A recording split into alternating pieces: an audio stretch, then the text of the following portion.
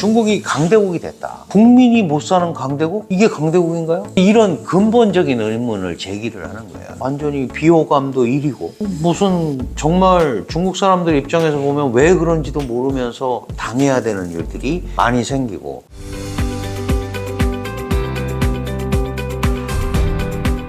중국이 지금 청년 실업률이 되게 높잖아요. 근데 중국의 MZ 친구들은 그 친구들 입장에서는 뭐 이렇게 돈을 푸는 것보다 실제적으로 뭔가 실업률을 낮추기 위해서 좀 부양책을 해줬으면 좋겠다. 좀 불만이 있을 거거든요.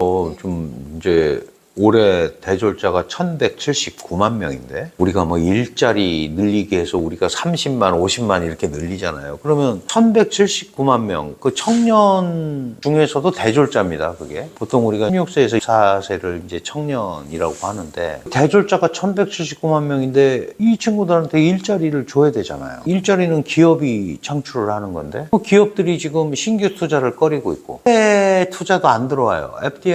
FDI 저희 해외 직접 투자도 지금 뭐 몇십 년 만에 최저치란 말이죠. 그러니까 갈 데가 없는 거예요. 취업을 할 때가. 그러면은 참 안타까운 일이죠. 그건 우리도 마찬가지입니다. 젊은 청년들이 취업을 못하고 경제활동에 참여하지 못하면 사회가 굉장히 정체되고 무기력. 그러니까 단순하게 뭐 취업률이 높다 낮다의 문제가 아니고 일을 해야 되는 계층, 세대가 일을 경제전선에 뛰어들지 못하고 있다. 이거는 중국 사회한테도 커다란 마이너스죠. 문제는 이제 이 사람들이 현장에 투입되지 않으면 사회 불만 세력이 될 가능성이 굉장히 많죠. 그리고 SNS나 이런 데다 능통한 친구들이고 그러면 이제 사회 불만이 많이 쌓이고 그 기폭제가 될 가능성이 있는 거예요. 그러니까 이 문제는 이제 처리를 해야 되는데 시진핑 주석은 우리도 옛날에 다 어려운 시기를 겪었고 그래서 우리는 농촌에 가서 공장을 세우고 너희도 가서 그런 거 해라. 그런데 지금 배운 기술을 가지고 그런 데 가서 할 게 없잖아. 그러니까 그거는 말이 안 맞는 거죠. 앞뒤가. 나는 지금 하이테크 기술을 배웠고 그다음에 고급 뭐 관리 이론을 배웠는데 나보고 지금 저기 가서 저거 하라고? 그러니까 지금 아무것도 안 하고 있는 게 낫다. 그래서 탕핑족이라는 게 나오는 거예요. 그럼 이 교육받은 그 교육이나 기술의 수준이랑 지금 그 국가가 하고 있는 주력 산업의 수준에 약간 그런 갭도 있고, 그러니까 그런 것들이 더 확산이 돼야 되는데 안 된 거예요. 제가 이런 말씀 드릴 때마다 꼭 예를 드는 게 뭐냐 하면 우리가 중국의 하이테크라든지 민간 기업으로서 중국의 기술 발전이나 이런 것들을 견인하고 있는 데가 알리바바, 텐센트 이렇다고 얘기를 했잖아요. 그것도 벌써 십몇 년 된 얘기입니다. 그러면 그 이후에 중국이 IT 기술이 발달하고 여러 가지 과학 기술이 발달했는데 다른 기업이 안 나오잖아요. 그게 정체돼 있다는 거의 대표적인 표시입니다. 그래서 제약을 하고 그러면 이런 걸 전체를 이렇게 바라보면 이렇게 과연 지속 가능한 발전, 혁신 이런 게 일어날 수 있어에 대한 우려를 표명하는 거죠. 중국은 우리는 우리식으로 갈 테니까 걱정하지 말아라. 그렇게 얘기했던 거예요. 그리고 중국 경제는 광명하다. 이게 중국 광명론이에요. 중국 경제 광명론. 그러니까 자꾸 거기다가 중국이 위험하다 뭐 이런 얘기 쓰지 마라. 그런 잡지들은 전부 조사당하고 세무조사당하고 폐간당하고 그런 우리가 보통 얘기하는 전근대적인 일들이 많이 벌어지고 있다. 그렇다면 이 국제 조직에 중국의 지도부나 이런 데가 당이 못 맞추고 있는 거 아니냐. 이런 데 대한 이제 우려를 표명을 하는 거예요. 그러니까 결국은 이런 부분에 대한 내용들이 정리가 어느 정도 방향성이 잡혀야 되는데 코로나 팬데믹, 그다음에 리오프닝 뭐 이거 겪고 지금 이러고 막 이러면서 최근 그게 벌써 한 5년 됐잖아요.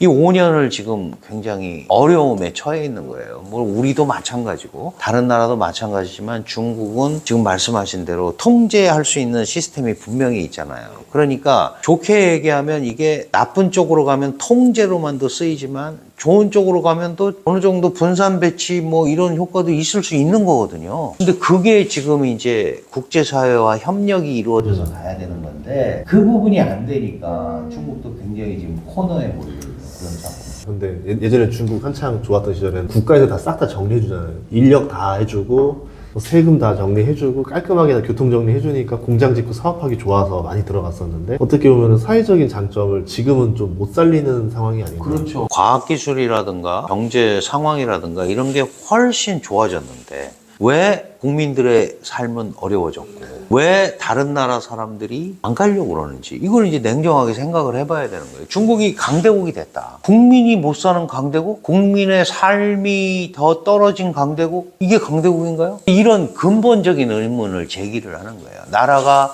커지고 세졌으면 우리도 거기에 따라서 옛날에는 또 그런 모습들이 있었는데 지금은 전 세계적으로 완전히 비호감도 1위고 무슨 정말 중국 사람들 입장에서 보면 왜 그런지도 모르면서 당해야 되는 일들이 많이 생기고 왜 나만 갖고 그래? 라는 말이 나올 정도로 그런 일들이 벌어지잖아요.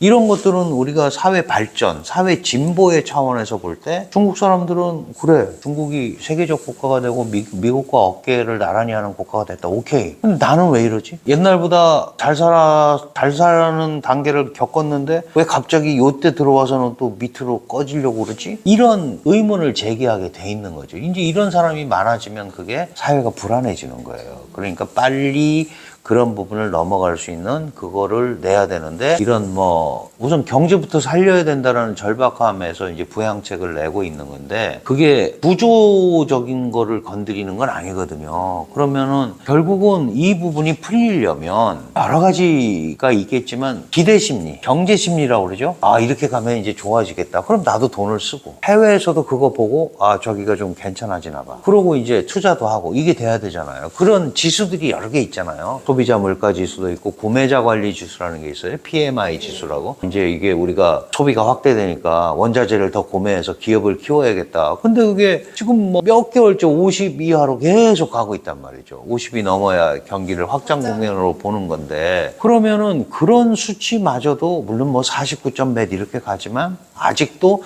긍정적으로 보고 있지 않다라는 거예요. 안 보니까 수출하기도 힘들고 여러 가지가 지금 복합적으로 아주 어려운 상황에 처해 있는 게 중국 경제다. 그러나 그것 때문에 중국이 하루아침에 소위 붕괴가 되거나 그럴 상황은 또 아닌 거죠. 왜냐하면 뭐 1분기 5.3%, 2분기 4.7%, 3.6% 성장했어요. 그러면 지금 뭐 전체적으로 한 4.8 이렇게 되는 건데 5% 내외 뭐 지키냐 못 지키냐 뭐 이제 이걸 갖고 많이 얘기를 하는데 사실은 4% 성장해도 엄청 잘한 성장이에요. 그죠? 지금 전 세계적인 상황을 보면 다시 말해서 여전히 완만하지만 이머징 마켓이라는 거죠. 그러면 이게 예를 들어 가지고 확 뭐 마이너스로 간다든가 이렇다면 붕괴의 위험이 있지만 물론 저 많은 분들이 제가 이렇게 말씀드리면 그 수치를 어떻게 믿느냐 다 가짜 통계다 그러지만 어쨌든 성장하고 미세한 성장을 하고 있으니까 밑으로 가는 경제는 아닌 거. 네.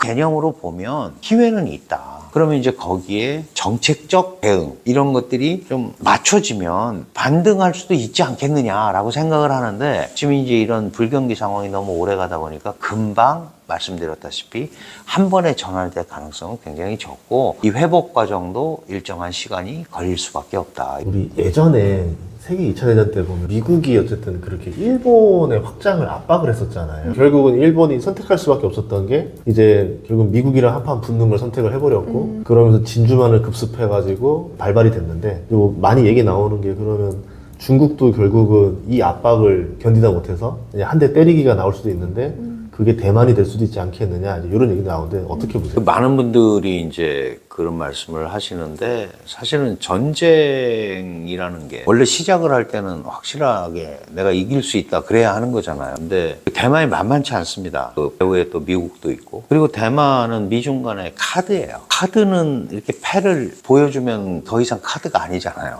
갖고 있는 게 카드지. 물론 궁극적으로 대만이 중국을 이길 방법은 없어요. 미국이 뒤에서 받쳐주지 않으면. 근데 지금 이 대목에서 시진핑이라는 중국 지도자가 대만을 침공해서 얻는 이익이 얼마나 될까를 생각을 해볼 때 지금 그거를 할 필요가 있겠느냐라고 생각하겠다는 거죠. 많은 분들이 또 그런 말씀 하시더라고. TSMC가 있으니까 반도체가 중국 거 되는 거 아니냐. 근데 원천 기술은 다 미국에서 오는 거예요. 반도체는 공공재입니다. 예. 지금은 아무나 생산하는 게 아니고 한국하고 대만이 하는데 그렇게 따지면 뭐 그렇게 다 엎어지자 그러면 한국 정말 최강이 되겠죠. 근데 우리도 그게 딱 두 개만 있는 게 아니고 아시다시피 네덜란드에 ASML도 있어야 되고 다 이렇게 겹쳐져 있는 거예요. 그러니까 이게 그런 거를 생각해 볼 때 대만의 반도체를 뭐 접수하기 위해서 또는 이런 걸 한다면 그 후폭풍을 중국이 어떻게 견디겠습니까? 그런 거를 지금 대목에서 할 이유가 별로 없다라고 보는 거고요. 경제가 저렇게 어려운데 전쟁했다가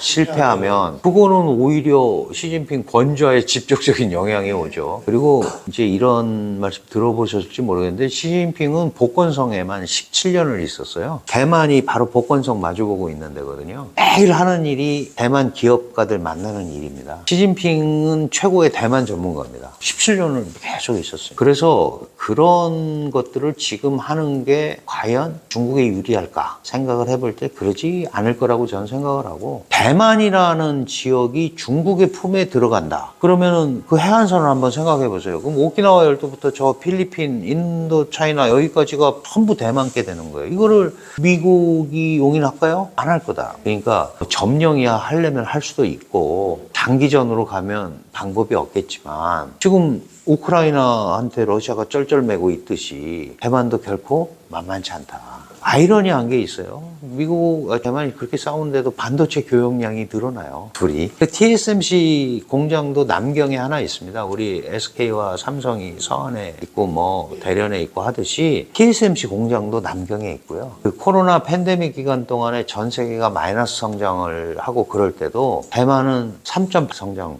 했어요. 그게 왜 그랬느냐? 동세 경제에서 중국이 대만 칩을 엄청 사갔기 때문에 그렇습니다. 그러니까 이게 이제 굉장히 실용적인 거죠. 그 사람들끼리는. 그러니까 싸우는 건 싸우는 거고. 그래서 우리가 그런 거를 잘 좀 살펴볼 필요가 있어요. 마지막으로 중국은요, 혹시 미국을 넘어서는 날이 올까요? 그러고 싶겠죠. 그런데 그게 사실은 쉽지가 않은 게 왜 미국이 지금 판을 짜놓은데 많은 나라들이 움직인다고 생각을 하세요? 미국은 사실은 시스템을 제공했기 때문에 그렇습니다. 그러니까 우리가 지금 좋든 싫든 달러의 시대에 살고 있고 미국이 짜놓은 국제 분업 질서에서 움직이고 있고 그렇게 되고 있잖아요. 그러니까 지금 상황을 보시더라도 결국은 과학기술을 선도하는 것도 미국이고 소비시장을 선도하는 것도 미국이에요. 흐름을 잡는 게. 그러면 이제 중국이 세계적 국가가 되려면 미국을 넘어서지는 못하더라도 유사한 형태의 시스템을 제공할 수 있어야 돼요. 그런데 지금 아직 그건 안 되잖아요. 또 미국 움직여야지 사는 거예요. 그래야 달러가 생기잖아요. 그 지금 뭐 브릭스웨이 하고 있는데 그래서 이 브릭스 국가들끼리 우리끼리 하는 거 한번 해보자. 이런 것들이 다 뭐예요? 미국의 영향력에서 조금이라도 좀 벗어나 보려고 하는 거거든요. 그러니까 이념적이 됐든 제도가 됐든 국제사회가 저거 괜찮아 그리고 받아들일 수 있는 제도 이런 시스템을 제공하지 못하면 그거는 지도국이 되기가 굉장히 어려운 거예요. 일본이 그렇게 경제적 동물 어쩌고 뭐 세계를 지배하고 한때 전 세계가 일본 기술의 종속 60%가 넘었었어요. 일본 걸 안 쓰면 안 되는 거죠. 레이더 뭐 이런 군사과학 기술도. 근데 이제 지금 떨어졌잖아요. 근데 일본이 뭐 한다고 그러면 뭐 그런 거는 인정하지만 쟤네는 정치적 지도자 안 돼. 침략국이고 사과도 하지 않고 이런 거에 대한 공감대를 못 얻었다. 말이에요. 지금 예를 들어서 중국이 나를 따르라 1대1로 이거 하면 뭐 인류 공영이 운명 공동체고 오케이. 근데 왜 내가 너를 따라가야 되는지를 분명하게 얘기를 해봐. 나는 따라갈 마음은 있는데 왜 내가 너를 따라가야 되는지를 얘기해봐라. 거기에 대한 답을 못 내고 있다. 이제 그런 데 대해서 아직은 중국이 다른 나라들을 설득하지 못하고 있는 것 같습니다. 그런데다가 약간 자기네하고 의견이 다르면 세게 나가잖아요. 그게 이제 잘 아시는 뭐 전랑 외교라는 걸로 표현이 되는 거예요. 정치적 민족주의, 외교적 공세주의, 군사적 확장주의 이런 것들이 여전히 틀이잖아요. 그러니까 중국이랑 뭘 하면 불편해하는 데가 너무 많은 거예요.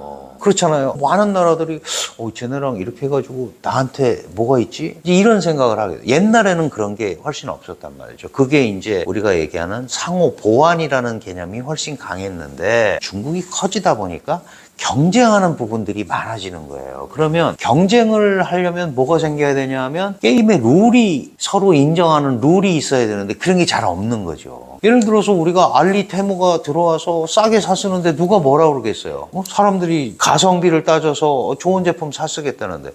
근데 그게 들어올 때부터 불공정한 부분도 있고 보조금 받아서 우리보다 훨씬 싸게 하는 것도 있고 금지되어 있는 제품이나 약품 이런 거 써가지고 피해를 입힌다거나 이런 것도 있고 개인정보 막 집어넣으라 그래가지고 그게 어디로 가는지도 모르고 불공평하잖아요. 그러니까 그런 데 대한 분명한 공평한 게임의 룰, 게임의 법칙 이런 것들을 같이 간다면 우리가 같이 갈 수 있지 라고 생각할 텐데 아직은 그렇다고 뭐 미국이 완벽하다는 거 아닙니다. 미국도 당연히 자국 중심이고 그렇지만 보편적으로 같이 갈 만한 일부 이런 것들을 제공을 했는데 중국은 그게 잘 안 되잖아요. 특히 한중관계만 놓고 보세요. 중국 사회주의 국가고 우리는 자유민주 시장경제 국가인데 그게 어떻게 똑같은 형태로 갈 수 있겠어요. 그러니까 그런 것들은 서로 인정을 하고 아닌 건 아니고 그런 건 그런 거고 이렇게 잡아서 가야 된단 말이죠. 그런 부분에 대해서 중국은 다른 이 보편 가치를 가지고 있는 국가들을 상대하는데 어려움이 더 많을 수밖에 없어요. 우리가 예를 들어서 서방 국가들하고 할 때는 비슷하잖아요. 뭐 정치제도, 선거에 의해서 뽑고 민의제도가 있고 시장경제고 그런 흐름이 있는데 이거를 딱 중국에다가 적용하려고 그러면 안 되는 거예요. 그럼 문제가 생긴단 말이에요. 그래서 그거를 뭐 중국 보고 고쳐라 이러는 게 아니고 상대방이 이해할 만한 뭐 우리와 공유할 수 있는 공감할 수 있는 뭔가를 공감대를 만들어내야 우리가 같이 갈 거 아니냐 이 얘기를 하는 거죠. 그거를 이제 중국은 굉장히 그거에 대해서 발끈해서 우리 핵심 이익을 해친다. 제도 가치 우리를 보고 포기하라는 거냐 그런 뜻이라기보다는 지금 중국도 이 짜놓은 판에 와서 시장 질서 국제시장 WTO의 어쨌든 최대 수혜자잖아요. 거기서 성장을 했잖아요. 자기 제도를 가지고 이 안에서 왔지 않습니까? 그러면 그런 것처럼 사회주의를 지향하는 중국과 그렇지 않은 국가들이 공존할 수 있는 방법이 뭔지를 자기는 이 제도권에 있지 않으니까 자기가 이 사람들을 설득할 수 있는 거를 꺼내놔야 되는데 그런 부분에 대해서는 좀 인색하고 그 다음에 방법을 잘 여전히 못 찾고 있다. 이 부분이 중국이 정말 세계적 지도국으로 갈 수 있느냐 이거의 바로미터가 될 것 같다. 처음에 우리가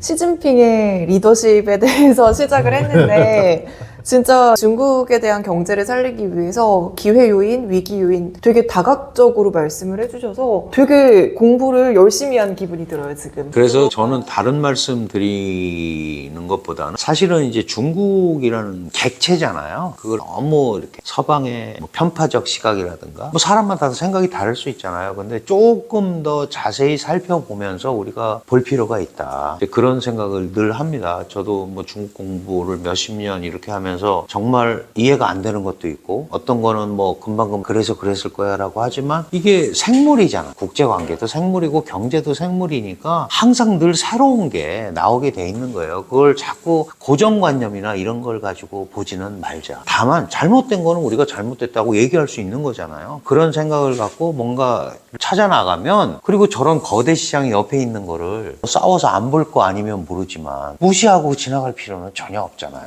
어떤 형태로든 간에 이용을 해야죠. 그래서 제가 결론 삼아서 말씀을 드리면 특히 이제 경제 연구소니까 중국이 예전에는 우리가 제조업 기지로서 우리한테 큰 역할을 했어요. 근데 지금은 이제 공급망도 많이 하고 미래에는 여전히 중국은 거대 시장입니다. 그러면 내 업종이나 내 분야나 이런 게 어디에 맞는지 일률적으로 중국은 끝났다 그러지 말고 공급망은 중국이 중요한 업체도 있고 시장이 중요한 업체도 있고 제조업은 이제 끝난 업체도 있을 거예요. 그러면 그런 데는 다른 데를 찾아가거나 다른 지역을 뭐 중국 내 다른 지역을 놓고 해보거나 얼마든지 할 수 있는 거죠. 그러니까 그걸 다 우리가 이제 뭐 경영학에서 포지셔닝 이런 표현도 쓰지만 그렇게 좀 세분화해서 보는 이런 상황으로 간다면 얼마든지 움직일 수 있는 공간이 있다라고 저는 생각을 해요. 그런데 그걸 일률적으로 이제 중국은 끝났고 시진핑은 독재고 그래서 더 이상 안 되고 이렇게 생각할 필요까지는 없다. 잘못된 건 당연히 비판해야죠. 비판하고 또 우리는 우리 관점에서 얘기하는 거니까 다만 이제 결정을 할 때는 아까 말씀드린 그런 요인들을 좀 종합적으로 봐서 한다면 공간이 충분히 있을 수 있죠. 중국 경제를 바라보는 시각도 마찬가지다. 저는 오늘 들으면서 교수님이 책을 한 권 썼으면 좋겠다. 그니까. 니들이 중국을 알아. 그래서 왜냐면 가장 객관적으로 말씀 맞아요. 잘해주시는 것 같아요. 많은 분들이 저 들으면서 깨닫는 게 있을 것 같습니다. 네. 네, 오늘 출연해서 너무 감사하고요. 앞으로도 또 많이 또 다른 채널에서도 많이 또 활동하시니까 여러분들 많이 챙겨봐 주시면 감사하겠습니다. 오늘 고맙습니다. 감사합니다. 예.